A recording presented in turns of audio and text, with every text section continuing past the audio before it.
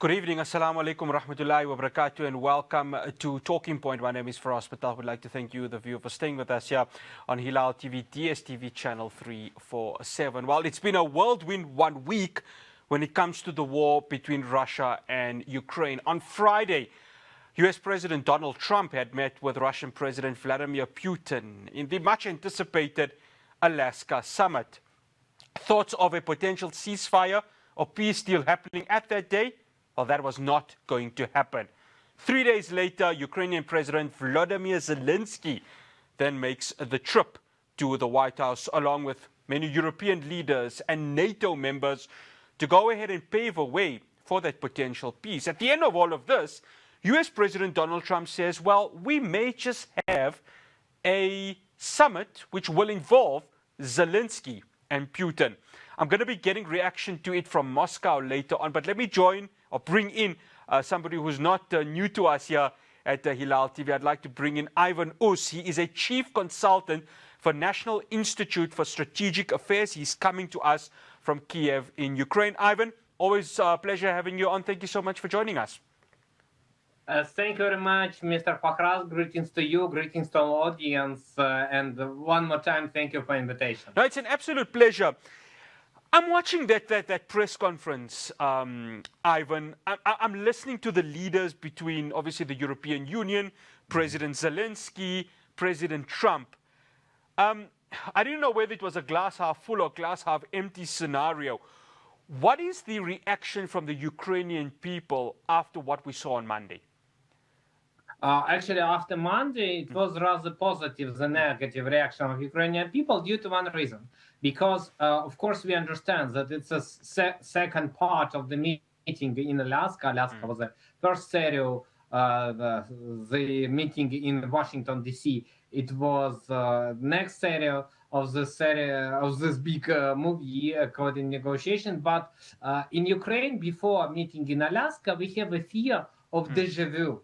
Deja vu, the situation that the world see at the 30th of September 1938, when at that time leaders of Germany, Italy, France, and the United Kingdom decided to give the part of Czech Republic, the most rich part of Czech Republic, Sudet region, to Germany.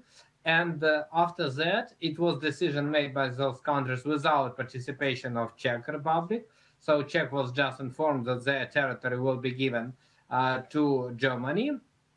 And as that time Prime Minister of the United Kingdom, Neville Chamberlain, said when he returned to London, I bring you peace to our times.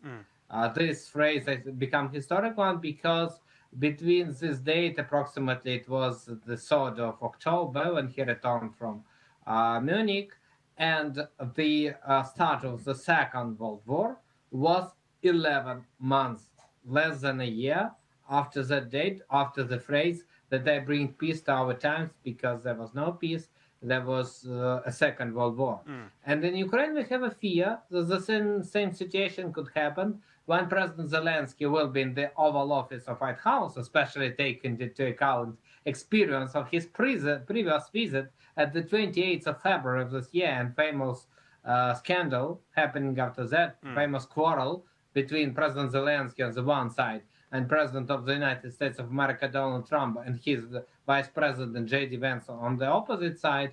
Everyone afraid that will be something the same, but something the same didn't happen.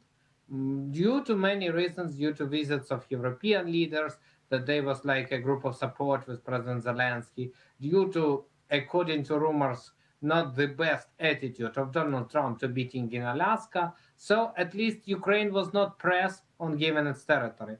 This question, as was said, will be under discussion, but you know that will be under discussion, and you should do that. It's an extremely big difference between those two things. That's why Ukraine really was glad that we received the result, not such bad that we expected. That's why positive attitude, at least the controversial statement about whether US will support the security guarantees to Ukraine or will not support, or some partial support. Nevertheless, we talk about that, and we don't have the pressure to give territory to Russia, because when we talk about swap of the territories, it's really hard moment that Ukraine didn't welcome.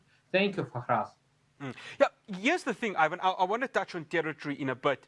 Security guarantees. So Donald Trump is saying we can afford it, we can give you the security guarantees, but there's no detail. So it's kind of like everyone's left in the lurch what's going to happen with regards to the US guaranteeing Ukraine's security.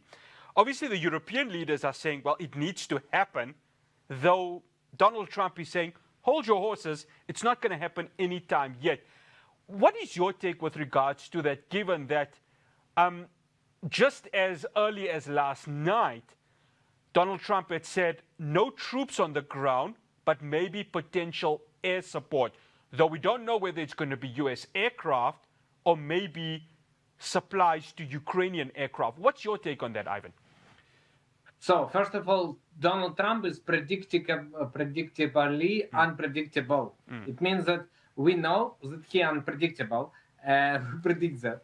And that's why it's hard to understand what is his final vision, because on the one hand said that, oh, we will be there, US troops will be there. Then he said, no, the soldiers will not be there. So, in Ukraine, we said the phrase several Fridays due to 1 week. So Donald Trump have several opinions due to one question for a short period of time. That's why now, as for me, there is no clear understanding what actually to do, because Donald Trump really wants to be a Nobel Prize winner as a peacekeeper. He said that he made a peace between India and Pakistan.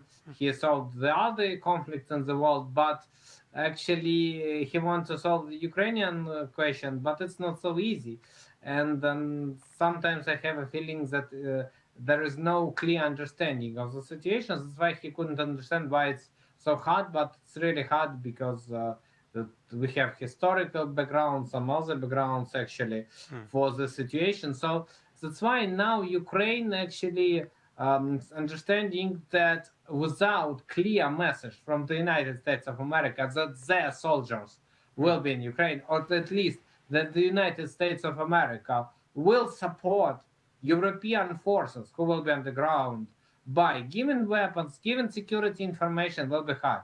Because for Ukraine, at this historical moment, we really need to have at least guarantees that US will sell weapon to Europe and Europe will give this weapon to Ukraine. Because this idea that the United States of America proposed to NATO, that's why I think the General Secretary of NATO, Marco Rutte, was in the Washington meeting. It's, for me, important moment of sign that Europe will be with Ukraine and US will not leave Europe alone in this situation. That's why it could be some time that Ukraine can win for future moments, because unfortunately the war will go on. But on the other hand, if the war will be finished with so-called unjust decision that Ukraine will not welcome, it will mean that there is no end of war. It means that it's only pause till the next war, because we have Minsk agreement, after which we have practically freeze the front line.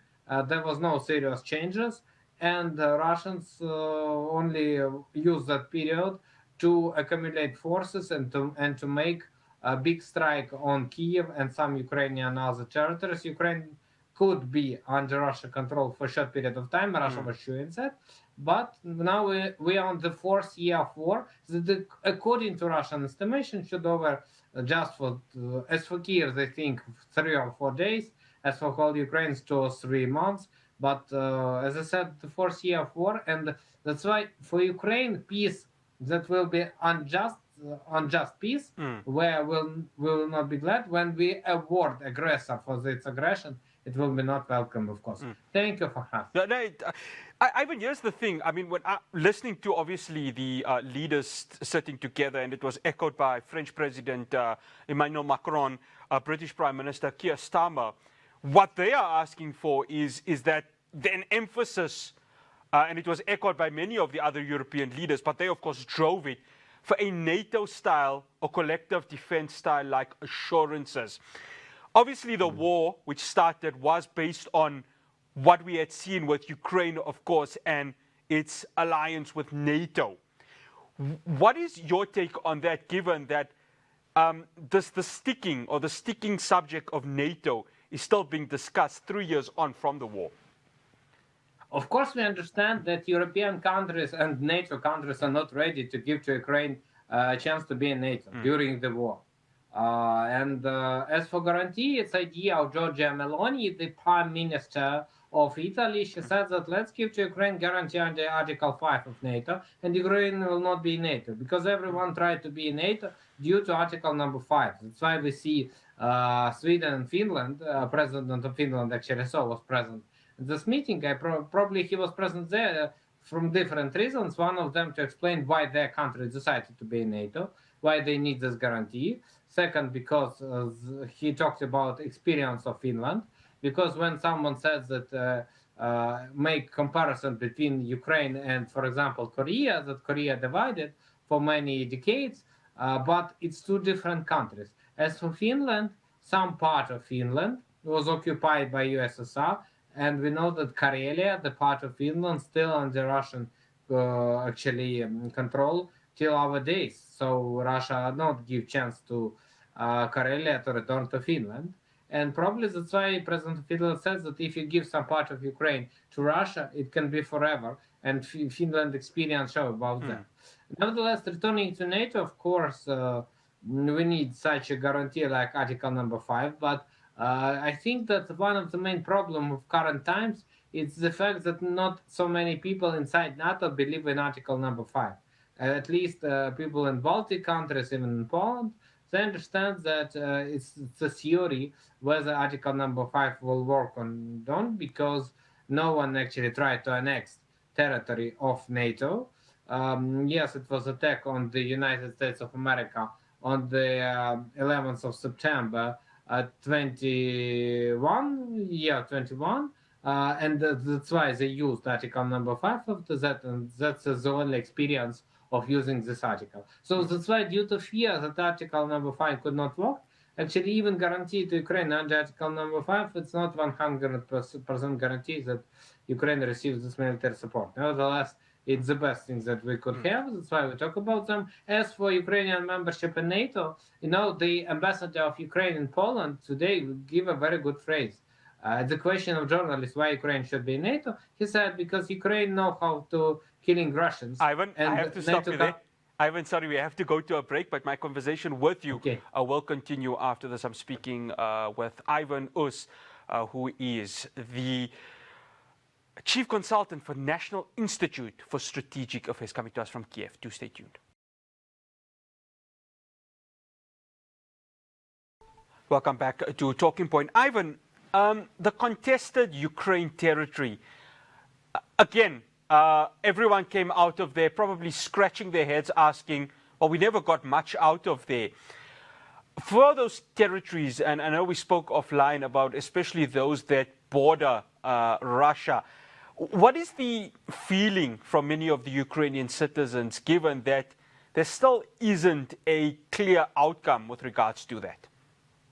Of course, Ukrainian people are not glad of idea to swap the land, like Donald Trump repeat, because you know that actually in mathematics, Russia proposed to exchange 6,600 square meters of territory of Donbass that they didn't control into 400 square meters of the territory that they controlled in Sumy region and the Kharkov region. But Zaporizhia and Kherson region remained under Russian control. That is Russian proposition. Of course, it's better than it was before, because before that Russia said that we need all Russian, all included to Russian constitution regions of Ukraine, namely whole Zaporizhia region and whole Kherson region. Of course, Ukraine said that no. Russia like to say about referendum, but approximately 3% of population of those regions vote on these referendums. So how 3% could determine the opinion of whole country, taking into account that there is no belief to actually result of that referendums. That's why now we are in Ukraine against any idea. Swap the land. Plus, I mentioned the experience of Czech Republic, when some part of it was given to that time Nazi Germany. So that's why Ukraine understands that giving to Russia the part of Donbas they didn't control, it means economize to Russia 150,000 lives of their soldiers, because according to current dynamic of Russia on the front line, and analyzing what quantity of soldiers they can lose due to attack the controlled by Ukraine territory on Donbas, it's approximately 150,000 troops, plus will be enormous a threefold more quantity of wounded soldiers. So it will be really very big losses for Russian army. That's why Russia want to get it without any shot. But if Russia to control this territory, due to geography, it's the most defended part of Ukraine now. After that, it will be more narrow territory, and for Russia it will be easier to attack Dnipro region, the city of Dnipro, Zaporizhia, city of Zaporizhia, and even at north it will be Kharkov city and the Kharkov region. So for Russia it will be not a big problem to attack these territories, because in Donbas the nature the most hard to attack, and that's why it's so defended part of our country. That's why we are not ready to swap, we are not ready to exchange it, and we will see what will be then. So the show goes on, unfortunately. One show that Donald Trump wants to have, Ivan, is a three-way summit where it'll have Russian President Vladimir Putin, Volodymyr Zelenskyy on one side, and of course Donald Trump over there. When you listen to German Chancellor Friedrich Merz, he said that Putin could be ready within 2 weeks, but he says we don't know if that's going to happen as yet. Is there a sense of confidence from the Ukrainian people that after the summit, there can not just only be a ceasefire, but a complete peace within the region? Enough, across, of course, everyone believes that it could be ceasefire or even peace after this meeting, but let's be frank, I'm not sure. First of all, I'm not sure that this meeting will take place due to one reason. If you look at the Russian rhetoric, at Russian propaganda, they said that President Zelenskyy is a legal president. President Putin could not meet with a legal president, plus President Putin could meet only with equal leaders like Donald Trump, like Xi Jinping. So not mentioning, of course, Ukraine and even India with Narendra Modi. But if we are talking about direct meeting between Trump and Zelensky, I don't believe that it's possible. And especially I don't believe that they could solve all questions, because Russia constantly repeats that they have their demands since 2014. They didn't change. It's for Ukrainian territories, but they sometimes change the demands. Now we hear about only Donbas, so not Kherson, not Zaporizhia region. So it means that they become more realistic and quite possible. I think that it will be a period when Russia can agree, okay, let's freeze this war, because any territories that we didn't control, we could not receive it under our actual control. So now Russia still believes that they can win this war. That's why they have such position, and I think that Russian economy, they still gives not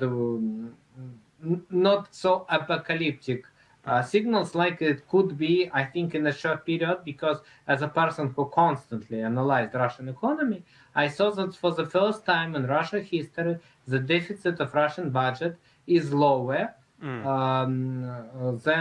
is larger than the Russian reserves in the so-called liquid part of Russian reserves. So they have 4 trillion Russian rubles in liquid part of Russian reserve, and 4.9 trillion of Russian rubles is a deficit of Russian budget. So this figure, 4.9 Russian deficit, is larger than 4 trillion of liquid part of the reserves, and it means that Russia could not solve the problem only due to using reserve money. They need to go on extremely unpopular steps, like freezing money of Russian citizens in Russian banks, like not paying pension, or at least like printing money that, of course, opened the window for hyperinflation in Russia.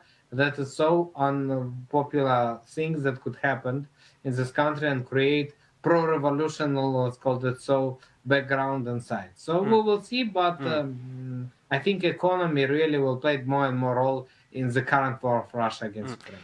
Ivan, we've got about 2 minutes left. I think when you saw what happened in Alaska, a lot of, especially Ukrainians, would have asked, hopefully there can be a ceasefire that could have been clinched there. Hasn't happened. Monday came, same similar sentiments, did not happen. When you listen to Trump, he said, calling for a ceasefire will not align with a long-term peace approach favored by Putin. What needs to happen? Can there be a ceasefire before peace, or does there need to be ultimate peace?